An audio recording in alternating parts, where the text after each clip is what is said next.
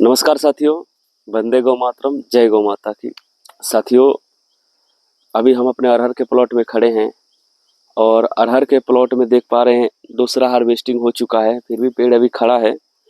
और साथ में हमने हल्दी लगाया था, उसको निकाल लिया, फिर से बेड बना दिया। देख पा रहे हैं बहुत से किसान भाइयों का कहना यह था कि हम फिर से कैसे हल्दी लगाएंगे, फिर से कैसे जुताई करेंगे ताकि हमारा अरहर डिस्टर्ब ना हो। देख पा रहे छोटा वाला जो पावर वीडर होता है, मैं दिखाऊंगा, उधर है, उसी से हम लोग जुताई कर लेते हैं और बेड बना देते हैं। फिर से हल्दी इसमें लग गया है और अरहर ज्यों का त्यों खड़ा है। और अरहर के साथ में अभी हम इस साल लगाया था तो हमको ये एक्सपेरिमेंट हुआ, लगाते लगाते हमको नॉलेज आया, एक्सपीरियंस हुआ कि कभी भी अरहर का पेड़ सिंगल नहीं लगाना चाहिए। मतलब जैसे हम ये लगा रहे हैं सिंगल है तो इसका गिरने का ज़्यादा चांस है। जब एक ही जगह दो पेड़ रहता है तो उसको गिरने का कम चांस होता है। जब इसमें फल सेट होता है तो पूरा ऐसे झुक जाता है, गिरने का ज़्यादा चांस हो जाती है। बट हम एक ही जगह दो पेड़ लगाते हैं तो क्या एक दूसरे का सपोर्ट करता है, एक दूसरे का जड़ में जड़ घुस जाता है, तो सपोर्ट सिस्टम बहुत तगड़ा हो जाता है, आंधी झोंका में गिरता नहीं है और यील्ड भी ज़्यादा देगा, और उसका नंबर ऑफ प्लांट्स बढ़ जाएगा, यील्ड भी ज़्यादा आएगा। ये टेक्निक्स बहुत ही लाजवाब टेक्निक्स है, आप इसका उपयोग कर सकते हैं। हमने भी इस साल उपयोग किया है, क्योंकि ये अरहर के पेड़ के साथ हमने एक और बीज डाल दिया है, इस पेड़ के साथ एक और बीज डाल दिया। इस तरीके से जैसे यहाँ पे हमने एक बीज डाल दिया है, हर पेड़ के पास हमने एक एक बीज डाल दिया है इस तरीके से, ताकि ये अरहर के लिए वो सपोर्ट सिस्टम की तरह काम करे। और ये अरहर अगर बाई चांस गिरता भी है तो उसे हम उसको बांध सकते हैं, गिरे ना, स्टे कर सकते हैं। और अभी ड्रिप देख रहे चल रहे हैं, अरहर में ही पानी चल रहा है, बाकी हल्दी लगा हुआ है। बारिश होगा, हल्दी जर्मिनेट हो जाएगा। हल्दी को अलग से ज़्यादा कुछ देने की ज़रूरत नहीं है। हल्दी जैसे जर्मिनेट होगा, पूरे अंदर का जो भी खरपतवार कचरा जो उग रहा है, उगेगा, उसको कवर कर देगा। हल्दी का बीज क्या होता है कि एक पतला पहले ऐसे निकलता है, पूरा ऐसे बड़ा, फिर ऊपर जाके फैलता है, नीचे के पूरे खरपतवार घास को दाब देता है। तो हल्दी लगाने से फ़ायदा होता है कि नीचे अरहर के छाया में हल्दी भी अच्छी उत्पादन पे आ जाती है। जैसे देखिए हल्दी जर्मिनेट हो रहा है, पतला निकलता है, ऊपर फिर फैलता है, तो नीचे खरपतवार को दाब देता है। तो इस तरीके से क्या है कि जब खरपतवार दब जाता है, हल्दी का अच्छा उत्पादन होता है। और अरहर एक ऐसा प्लांट है, जब इसको हम लगाते हैं किसी भी खेत में, इसका टैप रूट जाता है, पूरे जमीन को फाड़ते हुए जाता है। और अगर कोई खेत बंजर है, वहाँ पे कुछ नहीं हो रहा है, तो वहाँ पर अरहर का प्लानिंग कीजिए, अरहर लगाइए। उससे क्या होता है कि वहाँ पे न्यूट्रिशन वैल्यू बढ़ा देता है। अरहर नाइट्रोजन को फिक्सेशन करता ही है, और इसके पत्तियों में बहुत सारी स्टार्च वगैरह, बहुत सी न्यूट्रिशन जो झड़ता है पत्तियाँ, तो एक काम करता है खाद की तरह, बायोमास की तरह काम करता है। और ये क्या है ना, इसके जड़ें बहुत मतलब मजबूत होती है, पूरे जमीन को फाड़ देती है, कड़क से कड़क जमीन को फाड़ के नीचे तक चली जाती है। तो उससे क्या होता है कि नीचे हवा, पानी, एयर जाता है, तो उससे सॉइल की जो पोरेसिटी है, सॉइल की जो क्वालिटी है, वो इम्प्रूव होती है। तो अरहर से आप अपने खेत की मिट्टी उपजाऊ भी बना सकते हैं, दिन प्रतिदिन उपजाऊ होते जाएगा, फिर उसको हटा के आप दूसरा फसल लगा सकते हैं। और वैसे अरहर रखिएगा तो काफ़ी फायदा है। मैंने इसमें अभी अरहर, हल्दी और साथ में पपीता, इस साल एक और प्लांट बढ़ा दिया हूँ, पपीता, और दूसरा एक और प्लांट है मेरे पास करेला। जितना भी पेड़ है सबके पास करेला डाल रहा हूँ, ताकि अरहर पे ऐसे चढ़ जाए, करेला फल जाए। बारिश के टाइम पे फिर हम करेला को हटा देंगे, उसका जड़ को उखाड़ देंगे, जितना अपन को लेना था ले लेंगे, कुछ तो करेला बारिश में ऐसे ही सूख जाएगा। फिर अपने अरहर बढ़िया फैलाव लेते रहेगा और फिर जनवरी में अपना फिर उत्पादन देगा। इस तरीके से एक ही ज़मीन पर हम 4 फसल अभी हम लेने वाले हैं। पत्ती वाली सब्जियां हम इस पे नहीं डाल रहे हैं, एक्चुअली धूप बहुत तेज़ है, तो वो खराब होने की ज़्यादा चांस है। तो आप पत्ती वाली भी सब्जियां, अगर थोड़ा बहुत उधर आपके एरिया में कम धूप हो रही है, तो पत्ती वाली सब्जियां इस पे डाल सकते हैं।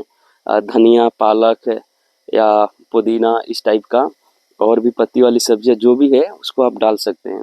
अभी हम दिखा रहे हैं कि अभी देख लीजिए, अभी हमारा एक तरफ से हल्दी की खुदाई भी चल रही है और एक तरफ से लगना भी शुरू हो गया है। और हर बेड पे हमने अरहर लगाया है और एक बेड छोड़ के पपीता डाल रहे हैं। और पपीता 10 बाई 10 फीट के डिस्टेंस पे डाल रहे हैं पपीता का पेड़, जो अभी अरहर के साथ ही होगा, मिक्स क्रॉपिंग। और आप कभी भी फार्मिंग कीजिए तो हमेशा मोनोक्रॉपिंग पे फोकस नहीं कीजिए, हमेशा दो फसल 3 फसल साथ में लगाइए। हमेशा इंटरक्रॉपिंग, मिक्स क्रॉपिंग, इस तरीके से काम कीजिए, मल्टी लेयर क्रॉपिंग। अभी देख पा रहे हैं यहाँ पे अभी हमारे अरहर के साथ जो हल्दी बैठी थी उसकी खुदाई चल रही है।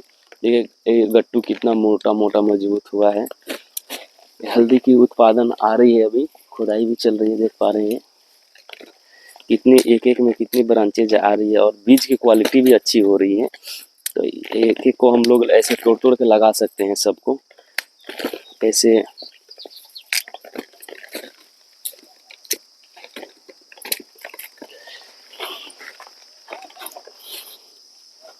इस तरीके से कुछ प्लांट गिर गया है, आंधी कल जोर से थी, इसीलिए जब दो प्लांट रहेगा, देखिए यहाँ पे एक एग्जांपल मैं देता हूँ। ये सिंगल पेड़ था, जोर से आंधी आई तो गिर गया, ठीक है। अब दिखाता हूँ मैं आपको डबल पेड़ का। देखिए यहाँ पे डबल पेड़ है, कितना भी आंधी आए नहीं गिरेगा, एक दूसरे को सपोर्ट करता है। यहाँ पर डबल पेड़ है, कितना भी आंधी झोंका कुछ भी आएगा गिरेगा नहीं, इस पे हम कुछ भी कर ले गिरेगा नहीं। यहाँ पे देखिए डबल पेड़ है, कितना भी आंधी झोंका आएगा गिरेगा नहीं।